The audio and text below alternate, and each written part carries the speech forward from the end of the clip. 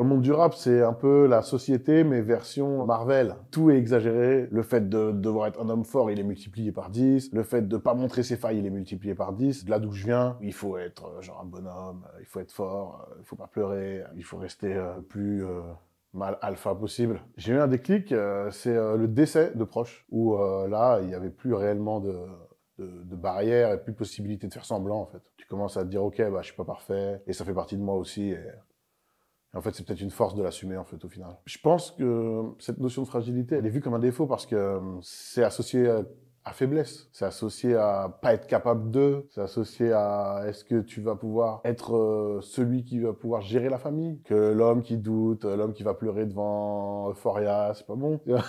Et alors que, en fait, si, c'est cool. Il n'y a pas de galère, en vrai. Dans le monde du rap, c'est un peu la société, mais version Marvel. Donc, du coup, tout est exagéré, tout est en superlatif. Le fait de devoir être un homme fort, il est multiplié par 10. Le fait de pas montrer ses failles, il est multiplié par 10. Je trouve qu'aujourd'hui, il y a des grosses stars comme Drake. Ça a commencé même avant avec des LL Cool J ou des gars comme ça qui étaient Kaira, mais en même temps fragiles, en même temps sensibles, en même temps proches de leur maman et de leur copine. Je pense que ça aide à ce que se dise, ah ouais, en fait, on peut.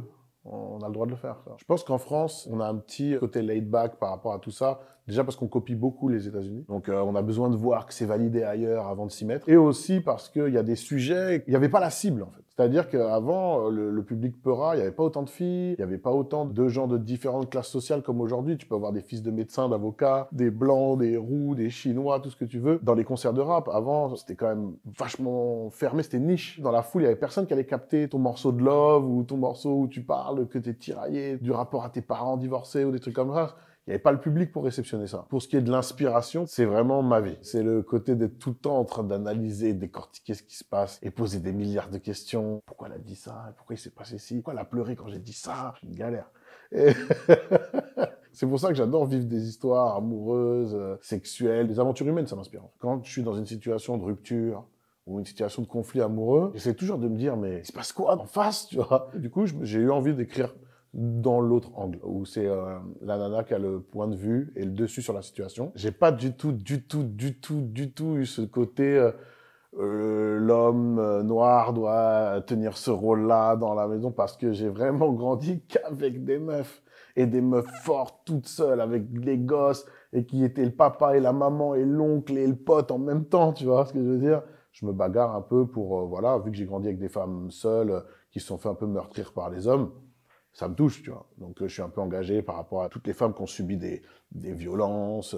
Et puis, j'ai aussi tout l'univers des travailleuses du sexe, des escortes, des nanas du porno, des nanas qui ont des OnlyFans, des nanas qui sont camgirls. Ma vie a fait en sorte que j'ai un entourage où j'ai beaucoup de gens qui sont dans ces métiers autour de moi. Et je vois le traitement que certains leur donnent, même du côté des féministes, même du côté des médias, même du côté des hommes comme des femmes. Et moi, j'essaye de vulgariser un peu ce qu'elles font en disant, yo, c'est comme tout le monde en fait. C'est les mêmes gens, sauf qu'elles ont un rapport à leur corps ou un rapport à leur intimité qui est pas comme le vôtre, mais comme personne n'a le même, je pense. Pour changer un peu l'aspect un peu misogyne, toxique et tout qu'il y a dans le rap, il faut accepter qu'il soit là, déjà. Il faut pas tout le temps être genre choqué de trucs. C'est bon, on sait très bien qu'il y a du taf. Bah, il y a plein de gars, ils ont grandi dans des familles avec des exemples un peu destroy, avec des visions aussi de qu'est-ce que l'homme doit faire, qu'est-ce qu'il doit être, bah, hyper biaisé par les trucs de la société. S'ils commencent un cheminement pour se déconstruire et être des meilleures personnes par rapport à leurs homologues féminins, faut accepter qu'ils soient pas parfaits tout de suite, quoi. Faut être un peu patient.